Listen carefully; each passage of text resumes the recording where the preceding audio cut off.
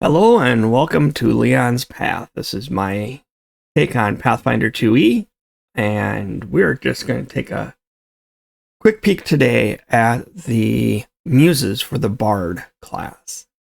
I'm going to rank them from 5 to 1, and this is all my opinion.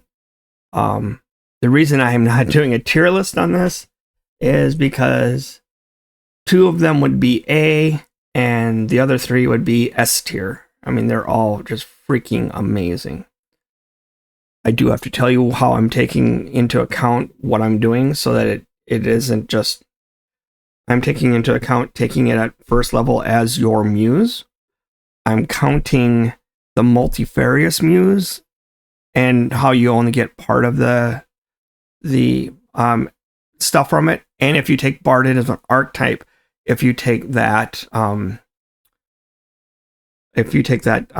muse, how does it affect you? So all 3 of those things are being taken into account. But the first thing that we're going to cover really quick is we're just going to talk about the Bard class itself. And the Bard class allows you to come in and you get your fantastic focus spell, Inspire Courage.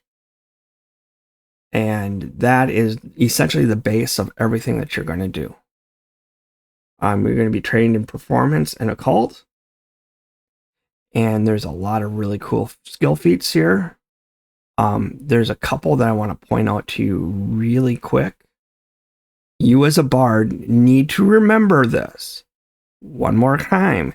You as a bard need to remember this to tell your GM, because you're going to not get these things. Your GM is not going to remember them. Okay? So just remember, Performer's Heart. With Performer's Heart, you get to, when you roll a success on a will save, you get a critical success instead. Okay? So no more successes, it's all critical success, which is awesome for you. And then there's Greater Performance Heart, which is if you roll a critical failure, you only get the failure instead. And you only take half damage on the will saves. Okay? So those 2, just remember Performer's Heart and Greater Performance Heart. A lot of these you're going to have to remember and talk to your GM about them. But for the most part, that is just those things. Now, onto the list. So what I've done is I've taken the 5 muses here, Enigma, Maestro, Polymath, Warrior, and Zoophonia, and put them on a list. And here's my list. And you can see I just have them listed down here in alphabetical order. The worst of these, and then once again, we have to take everything into account. I still think the worst of these is Zoophonia. The thing that is difficult about Zoophonia, and the thing that you have to remember on Zoophonia, is that when you go into Zoophonic communication, the thing that you have to remember here is you study and have expanded your ability to parlay and negotiate with the animal realm. And it's as though you shared a language. That's different than the druid. That's different than the ranger. That's different than other things that use communication with animals, because it's more dominance over them than sharing a language. Okay?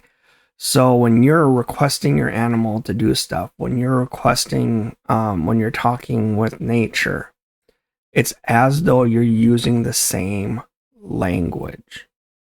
Now, once again, you're talking to a squirrel and you ask the squirrel, hey, did a group of guys come by? The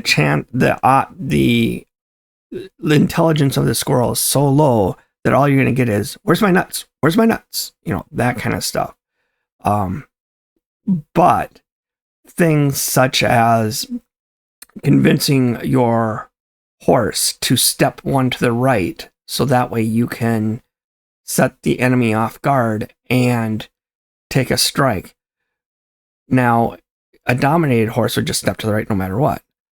But one that's communicating in the same language will understand, oh, this is helping. And it makes that a different kind of communication. But that all said, it's still not the best of the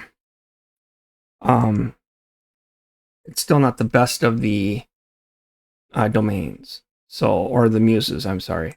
So let's go back to the Muses, and let's go back to our sheet and go on to number 4. Number 4 for me is Enigma. Enigma, based on just pure 100% pure start off the game with it, is actually pretty good. But it hits, when you start hitting like level 12 and higher, it falls off an edge quickly. And the reason for that is the Enigma Muse, and we'll go to it, has its ability right here, Bardic Lore. And what that does is you can use Bardic Lore for all recall knowledge on any topic. But the only way to increase levels of Bardic Lore is to upgrade occultism to legendary, and then you can get to expert. So the best that you can do on recall knowledge is expert level. It's not worth it for me. In the long run, if I know that I'm going to do a short 12, 14 level campaign, I will use Bardic Lore. And this is freaking awesome because now you can ask any question, get your recall knowledge. You're set, like big time set. But once you hit that 12, it starts going downhill for you. So, as I said, these are all pretty much S tier things, except for Zoophonia, as far as I'm concerned. And this is just the worst of S tier. So, next one here, we go down. And a lot of people are going to say I'm crazy on this because it's a very good one. But I think that number 3 on an S tier is Polymath. And the reason Polymath is there, and we'll go back to the sheet here, it has versatile performance. And what this does is it allows you to use performance for diplomacy, make impression. Use it for your intimidation, to demoralize. Use it for deception, to impersonate. You get to use performance for a lot of stuff, and your performance as a bard is going to be super high. So later in the game, the longer you go, the better this becomes. And whether you're using it as a multi-pack, the versatile performance for Multifarious Muse, or if you're using it with the Muse arc or Bard archetype, no matter what you're doing, this versatile performance comes along, and it's really, really good, especially later in the game. Especially later in the game. I gotta say that one more time. Especially later in the game. You're going to be rolling successes on damn near everything. So, Polymath, awesome. But the reason that I am choosing the next guy here, and I know that everybody's expecting me to put in a warrior already, and I'm not. The next one is Maestro. Maestro is an absolute beast and is awesome. And it's for multiple reasons. But the biggest reason is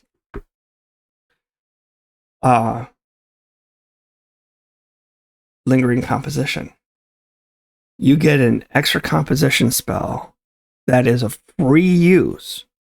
It uses a focus point if successful, but you compare against your performance to see if you can make it last an extra turn. Make sure that make sure that any of your compositions last longer. This is really awesome and really, really effective. Instead of going one turn, you're going 2 turns. If you get critical success, then 3 turns. It's really good. But, big but in that comment, it does come at a price. Okay, and that price that it comes at is, it costs you a focus spell. So, not focus point. So you have to be aware of that. But that said, I'd happily give that up to extend my Inspire Courage. So we're going to keep it there. So on to the last one, and obviously it's not a surprise because they're all listed here. Warrior. And people are like, "Are you freaking crazy?" The Bard has no hit points. Bard is terrible. What's going on? And I am going to pause here for just a minute, and I will be back in a second. I got to go. And sorry about that. I had a call there from work. Work comes first. This is second, but this is a lot of fun for me. Warrior. Warrior's number 1. And the reason I have Warrior at number 1 is for multiple reasons. First off, when we look at the Muse, he has martial performance, and martial performance says, hey, if you hit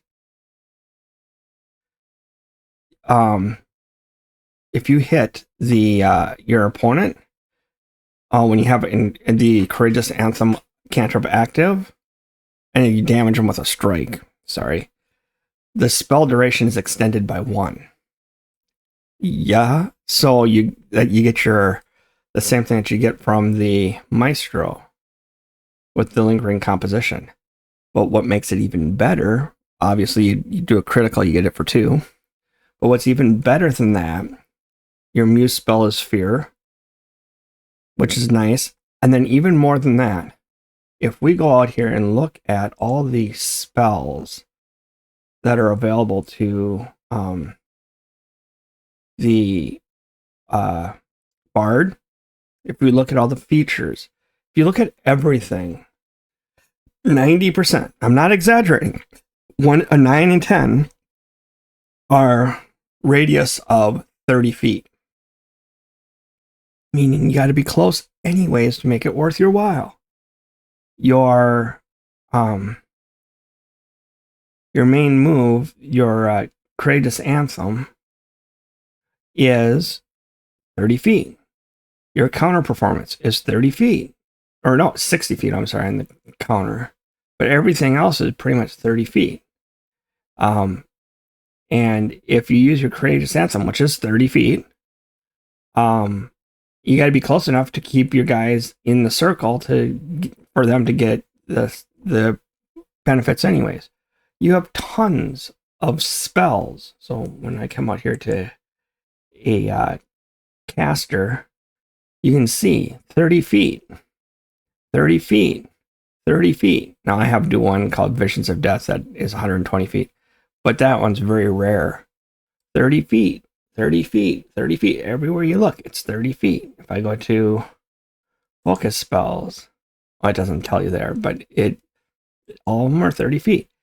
So you have to be up and on top of a person in order to do your work. And if we go inside to just select a spell, let's just select a spell. 15 foot, 30 feet, 30 feet. You get what I'm saying? You got to be close anyways to make any of this stuff work. Whether you're attacking your guy or not attacking your guy, attacking them, or if you're helping your guys. So you're going to be in close anyways. And so what I like, and you can see I have it up here at Mystic Armor.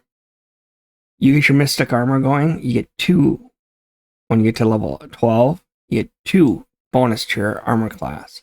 And you also get 2 bonus to your armor class via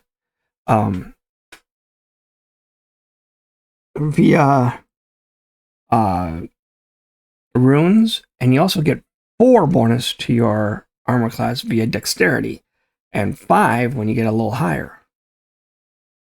So we're talking about being at the point where you're pretty close to even with your fighter, if not if not even, close to even with your fighter. And so my point is, I got to be close anyways. I'm going to get smacked anyways. Why not prepare for it? And the warrior, all the stuff that comes with the warrior muse, you can see here I'm using a lot of it. Courageous Assault, freaking awesome.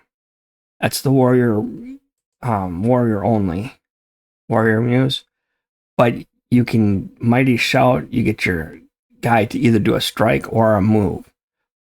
Ooh, yeah, that's awesome. And then coming up, and it's not here yet, but it's coming up, is Courageous Onslaught, which he gets to move and attack, or it costs him his reaction, but he gets to move and attack. And he gets the bonuses. Everything is fucking awesome on that. I mean, come on. So, anyway, I am very happy to use overall. As you can see, I used it as my very first one, Warrior Muse. And then I went Multifarious, and I went with Maestro, so I can get the lingering composition. So what can happen in is one turn, I cast my Courageous Anthem, I move, I strike, I use Lingering, which gives me a +1, maybe +2, but most likely +1. And then I use my the warrior dedication, the combat move. So then I get another +1. So it's possible that I have 4 turns of the of Courageous Anthem. So yeah, I'm really happy with it. I'm very the martial performance, that's what it's called. Martial performance. You hit the guy and you get another plus on your Courageous Anthem. So that's why in the end, when we list everything, for me, for the Bard, number 1 is Warrior Muse. Now, once again, you have to play it that way. You have to take care of it. You have to do it, deal with it. But it is Warrior Muse is your, for me, the number 1. 1 through 3, any of these can really be switched up because they're all very good. And when I was showing you that path builder, I'm telling you right now, I'm going to have another Multifarious in here, and I'm going to end up putting in the last one, so that way I use performance for all my checks, and that just seals it. I'm going to be pretty much unstoppable at that point.